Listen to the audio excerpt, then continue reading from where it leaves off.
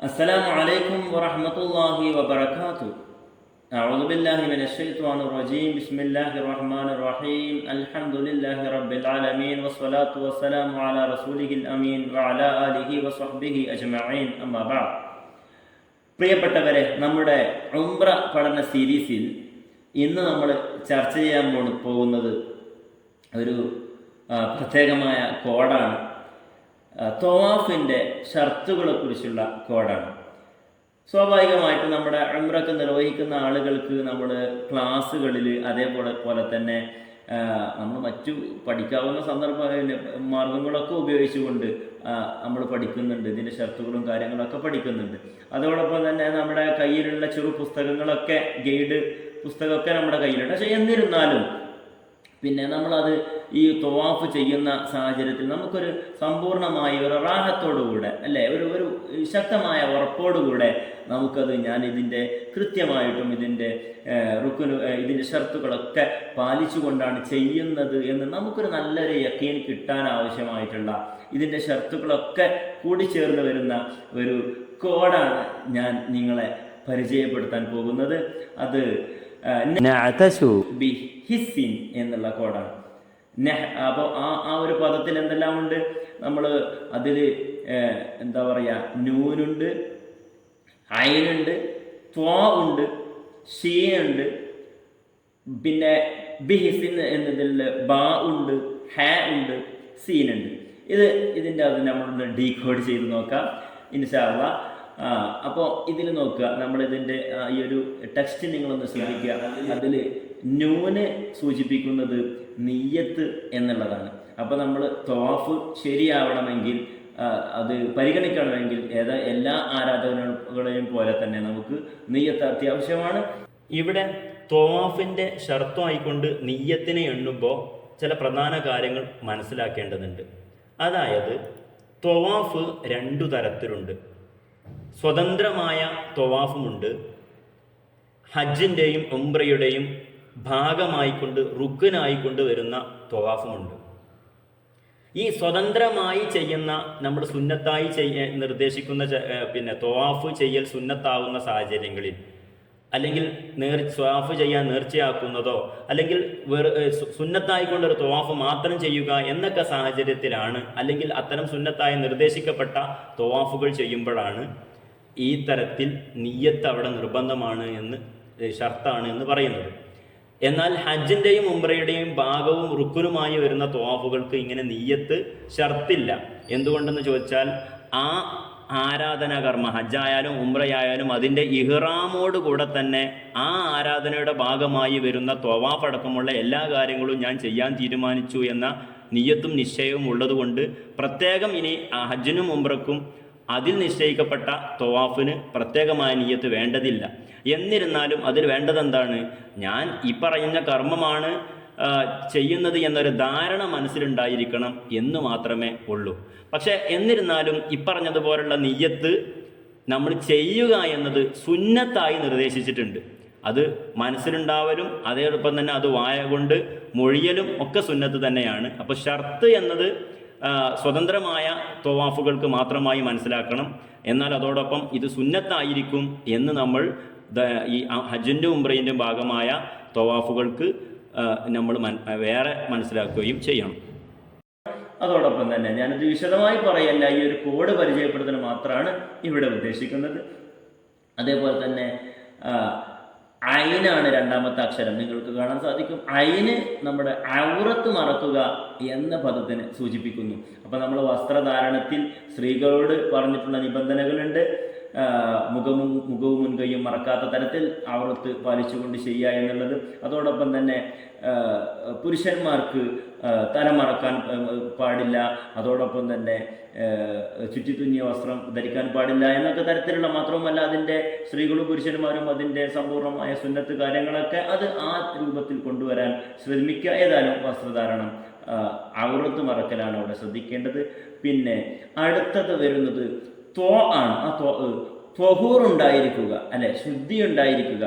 ഇവിടെ നമ്മൾ ശുദ്ധിയെക്കുറിച്ച് സംസാരിക്കുമ്പോൾ നിസ്കാരത്തിലൊക്കെ ഉള്ളതുപോലെ തന്നെ രണ്ടു തരത്തിലുള്ള ശുദ്ധികൾ നമ്മൾ പുലർത്തേണ്ടതുണ്ട്. ഒന്ന് ആത്മീയ ശുദ്ധിയും ഒന്ന് ഭൗതികമായ ശുദ്ധിയും. അപ്പോൾ ആത്മീയ ശുദ്ധി എന്ന് പറയുന്നത് വലിയ അശുദ്ധിയിൽ നിന്നും ചെറിയ അശുദ്ധിയിൽ നിന്നും ശുദ്ധിയാവുക എന്നതാണ്.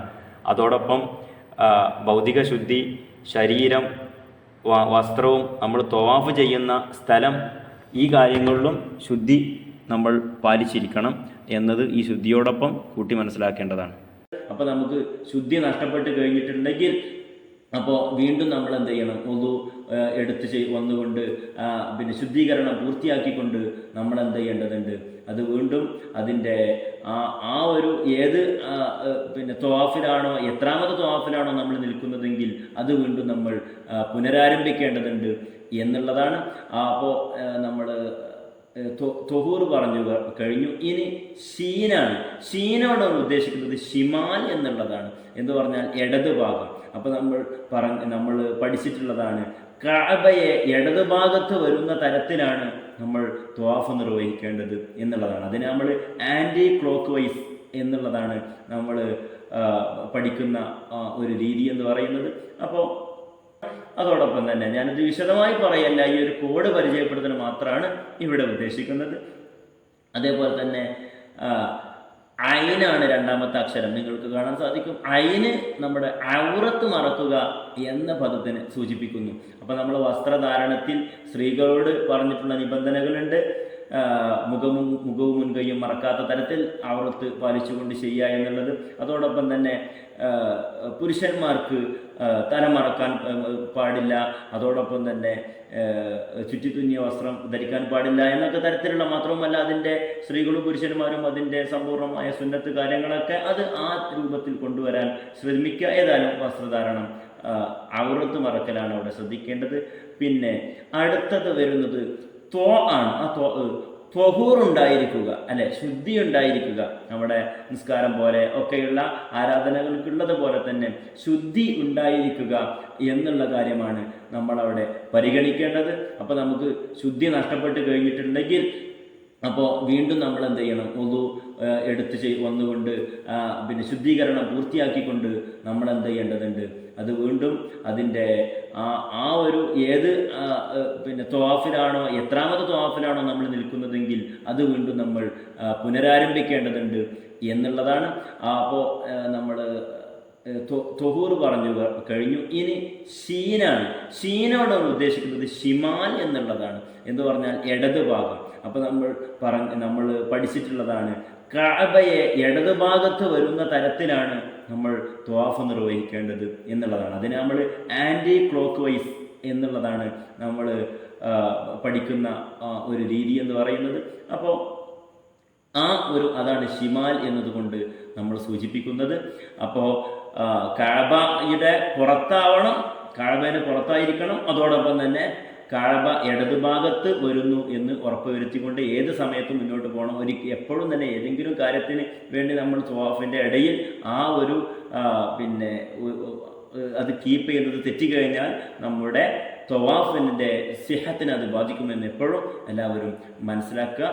പിന്നെ അതേപോലെ തന്നെ ബിഹിസിൻ എന്നുള്ളതിലെ ബദ് എന്നുള്ളതാണ് ഉദ്ദേശിക്കുന്നത്. എന്ന് പറഞ്ഞാൽ തുടക്കം എന്ന് പറഞ്ഞാൽ ബദ് കഴിഞ്ഞിട്ട് പിന്നെ ബിഹിസ് എന്നുള്ള ഹാ ഉണ്ടല്ലോ. അപ്പോൾ അത് റുക്കുനൊന്നുമല്ല, ഞാൻ ഹജറുൽ അസ്വദ് എന്നതിനെ സൂചിപ്പിക്കാൻ വേണ്ടിയാണ് ഹാ അവിടെ കൊടുത്തിട്ടുള്ളത്. അപ്പോൾ ആ ഹാ പ്രത്യേക റുക്കുനിൻ്റെ ഒന്നുമല്ല. അതായത് ഹജറുൽ അസ്വദ് കൊണ്ട് തുടങ്ങണം എന്ന് പറഞ്ഞാൽ ഹജറുൽ അസ്വദിൻ്റെ ആ മൂല മനസ്സിലാക്കിക്കൊണ്ട് ആ ഭാഗത്ത് നിന്ന് ആരംഭിക്കുന്നതിനാണ്. ആരംഭിക്കുമ്പോഴേ അത് ത്വാഫായി പരിഗണിക്കൂ. അതിൻ്റെ അപ്പുറത്തോ ഇപ്പുറത്തോ എന്ന് തുടങ്ങിക്കഴിഞ്ഞാൽ, അപ്പുറത്ത് തുടങ്ങിക്കഴിഞ്ഞാൽ ഈ ഒരു ഹജറുൽ അസ്വദ് മുതൽക്കുള്ളതാണ് എന്താവുക, ത്വാഫായി പരിഗണിക്കുക. അതിൻ്റെ ഇപ്പുറത്തേക്ക് വന്നിട്ടുണ്ടെങ്കിൽ ആ റൗണ്ട് മുഴുവനും നമുക്ക് ത്വാഫിൻ്റെ എണ്ണത്തിൽ പെടാതെ നമ്മൾ നഷ്ടപ്പെടും എന്നുള്ള കാര്യം ശ്രദ്ധിക്കുക. ഹജറുൽ അസ്വദിൻ്റെ ആ മൂല അത് വരുന്ന ആ ഒരു വശത്തിൽ നിന്ന് തുടങ്ങുന്നത് മാത്രമേ എന്താവുള്ളൂ. അവിടെ നിന്നാണ് ഇതിൻ്റെ ഒരു എണ്ണം നമുക്ക് കണക്കാക്കാൻ കിട്ടുക, സിഹത്തായി വരിക എന്ന് നമ്മൾ ശ്രദ്ധിക്കുക. പിന്നെയുള്ളത് ഒരു സീന് ലാസ്റ്റ്, അല്ലെ, ബിഹിസിൻ എന്ന സീന് എന്തിനെ സൂചിപ്പിക്കുന്നു എന്ന് പറഞ്ഞാൽ സബ്അ എന്ന് പറയുന്ന പദത്തിനെ സൂചിപ്പിക്കുന്നു. എന്ന് പറഞ്ഞാൽ 7 തവണ വലയം ചെയ്യണമല്ലോ. അപ്പോൾ ഈ ത്വാഫ് 7 തവണ ഉണ്ടായിരിക്കണം എന്നുള്ള കാര്യവും നമുക്ക് ഓർമ്മപ്പെടുത്താൻ വേണ്ടിയാണ് നമ്മളവിടെ സീന് കൊണ്ടുവന്നിട്ടുള്ളത്. അപ്പോൾ ഈ ഒരു കോഡ് നിങ്ങളെല്ലാവരും ശ്രദ്ധിക്കുക. ബിഹിസിൻ എന്നുള്ളതാണ് അതിൻ്റെ കോഡ്. അതിന് അർത്ഥം ഒന്നും നമ്മൾ ചിന്തിക്കേണ്ടതില്ല. ഈ ഒരു വാക്കിന് നമ്മൾ പല രൂപത്തിൽ അർത്ഥം കൽപ്പിക്കാൻ സാധിക്കും. അർത്ഥം വേണമെന്ന് നിർബന്ധമൊന്നുമില്ല. നമ്മളിത് കാണാതെ മനസ്സിൽ ഇത് സൂക്ഷിക്കുക എന്നുള്ളതേ ഉള്ളൂ നമ്മൾ ശ്രദ്ധിക്കാനുള്ളത്. അപ്പോൾ അതിൽ എന്ന് പറഞ്ഞാൽ ഞങ്ങൾക്ക് അല്ലെങ്കിൽ നമുക്ക് ദാഹിക്കുന്നു അല്ലേ. പിന്നെ ബിഹിസിൻ എന്താ എന്ന് പറഞ്ഞാൽ അനുഭവത്തോടെ, ഹിസാണ് അനുഭവമാണല്ലോ, അനുഭവത്തോടെ നമുക്ക് അനുഭവം കൊണ്ട് നമുക്ക് ദാഹിക്കുന്നു എന്ന് നമുക്ക് അർത്ഥം പറയാൻ സാധിക്കും. അല്ല എന്നുണ്ടെങ്കിൽ നമ്മൾ വിശുദ്ധമായ കഅബക്ക് മുമ്പിൽ അല്ലെങ്കിൽ ആ വിശുദ്ധമായ മണ്ണിലൊക്കെയാണല്ലോ നമ്മളുള്ളത്. അതുകൊണ്ട് അവിടെയുള്ള നമ്മളെ അനുഭവങ്ങൾ നമ്മളെ വല്ലാത്ത തരത്തിൽ ഒരു ദാഹിപ്പിക്കലിലേക്ക് നമ്മളെ നയിക്കുന്നുണ്ടല്ലോ. അപ്പോൾ ആ അനുഭവങ്ങളെ കൊണ്ടുള്ള ദാഹം നമുക്ക് അതിയായി ദാഹിക്കുകയാണ് എന്നുള്ള ഒരർത്ഥം വേണമെങ്കിലും നമുക്ക് വെക്കാമെന്ന് മാത്രം. നമ്മൾ ഈ വാക്ക് സൂചിപ്പിക്കുന്ന അക്ഷരങ്ങളും അത് മുന്നോട്ട് വെക്കുന്ന എന്താ പറയുക ഘടകങ്ങളും ഷർത്തുകളുമാണ് നമുക്കിവിടെ പരിഗണന. ഏതായാലും ഇത് നമ്മുടെ ദാറുൽ ഈമാൻ ഗ്രൂപ്പിൽ മാത്രമല്ല, അതോടൊപ്പം തന്നെ ഇവിടെ ഇത് ഞാൻ എന്നോടൊപ്പം പോകുന്നവർക്ക് മാത്രമല്ല എല്ലാവർക്കും ഉപകാരപ്പെടട്ടെ എന്ന് കരുതിയിട്ടാണ്. കാരണം പല അസൗകര്യങ്ങളും ഡേറ്റിൻ്റെ പ്രശ്നങ്ങളൊക്കെ കാരണത്താൽ മറ്റു പല രൂപത്തിലും നമ്മളോടൊപ്പം അല്ലാതെ തന്നെ ഇഷ്ടംപോലെ ആളുകൾ പോകുന്നവരുണ്ടല്ലോ. അപ്പോൾ എല്ലാവർക്കും ഇത് ഉപകാരപ്പെടണം എന്ന് കരുതിയാണ് ഞാൻ എൻ്റെ ഗ്രൂപ്പിൽ മാത്രം ഇത് പരിമിതപ്പെടുത്താതെ എല്ലാവർക്കും പബ്ലിക്കായിട്ട് ഞാൻ ഈ കോഡുകളൊക്കെ ഷെയർ ചെയ്യുന്നത്. മാത്രമല്ല നിങ്ങളുടെയൊക്കെ ആരാധനകളിൽ ഈ സാധുവായ എനിക്കും ഒരു ഇടം ഒരു ബന്ധപ്പെടാൻ സാധിക്കുമല്ലോ. നന്മയിൽ ബന്ധപ്പെടുക എന്നുള്ളത് ഒരു മഹത്തായ കർമ്മമാണ് എന്ന് മനസ്സിലാക്കിക്കൊണ്ടും നിങ്ങളുടെയൊക്കെ ദുആകളിൽ ഈ വിനീതനെയും ബന്ധപ്പെട്ടവരെയും ഒക്കെ ഉൾപ്പെടുത്തണം എന്ന വിനയത്തിൻ്റെ ഒരു അപേക്ഷ കൂടി ഇതിൻ്റെ ഒപ്പം താല്പര്യവും ഉള്ളതുകൊണ്ടുമാണ് എൻ്റെ എല്ലാ ദുആകളിലും നിങ്ങൾക്കും ഒരു ഇടമുണ്ടായിരിക്കും എന്ന് വളരെ സ്നേഹത്തോടെ ഓർമ്മിപ്പിച്ചുകൊണ്ട് തൽക്കാലം ഞാൻ ഈ വീഡിയോ ഇവിടെ അവസാനിപ്പിക്കുകയാണ്. ഈ റമദാനിന് ശേഷം പെരുന്നാളൊക്കെ കഴിഞ്ഞ് ശവ്വാൽ മാസത്തിൽ നമ്മൾ നടത്തുന്ന, അതായത് ഏപ്രിൽ മാസത്തിൽ നമ്മുടെ ഗ്രൂപ്പ് ദാറുൽ ഈമാൻ സംഘടിപ്പിക്കുന്ന ഉംറ യാത്രയിൽ നിങ്ങൾക്ക് താല്പര്യമുണ്ടെങ്കിൽ താഴെയുള്ള നമ്പറിൽ ബന്ധപ്പെടാവുന്നതാണ്. വിശുദ്ധമായ റമദാനിലെ ആരാധനാകർമ്മങ്ങളിലൂടെയും വിശ്വാസദാർഢ്യതയിലൂടെയും നമ്മൾ കരസ്ഥമാക്കിയുള്ള ആ ആത്മീയമായ അനുഭൂതിയും മനസാന്നിധ്യവും ഒക്കെ ഉപയോഗപ്പെടുത്തിക്കൊണ്ട് ആ പൂർണ്ണതയിലായിക്കൊണ്ട് വിശുദ്ധമായ നഗരങ്ങളിൽ ചെന്നിറങ്ങാനും അവിടെയുള്ള സിയാറത്തിലും ആരാധനാകർമ്മങ്ങളിലുമൊക്കെ ഭാഗവക്കാവുക എന്നുള്ളത് ഏറ്റവും അനുഭൂതി നിറയുന്നതും ഏറ്റവും ഹൃദ്യവുമായിരിക്കുമെന്ന് നമുക്ക് ഉറപ്പാണ്. ആ തരത്തിലേക്ക് നമ്മുടെ ശവ്വാലിലെ ഉംറ നമുക്ക് മാറ്റാൻ സാധിക്കും. പ്രത്യേകിച്ച് വെക്കേഷൻ സമയവും കൂടിയാണ് എന്നത് ആ സമയം നമുക്ക് ഏറ്റവും സൗകര്യപ്രദമാണ്. നിങ്ങൾക്ക് താല്പര്യമുണ്ട് എങ്കിൽ ബന്ധപ്പെടാവുന്നതാണ്. പ്രശസ്ത അമീർ സക്കീർ അൻവരിയോടൊപ്പം ഞാനും ആ ഒരു യാത്രയിൽ സംബന്ധിക്കുന്നുണ്ട്. അതിൻ്റെ കൂടെ ഉണ്ടായിരിക്കും എന്ന് പ്രത്യേകം സൂചിപ്പിക്കുകയാണ്. ഏവരോടും ദുആ വസിയത്തോടുകൂടെ അസ്സലാമു അലൈക്കും.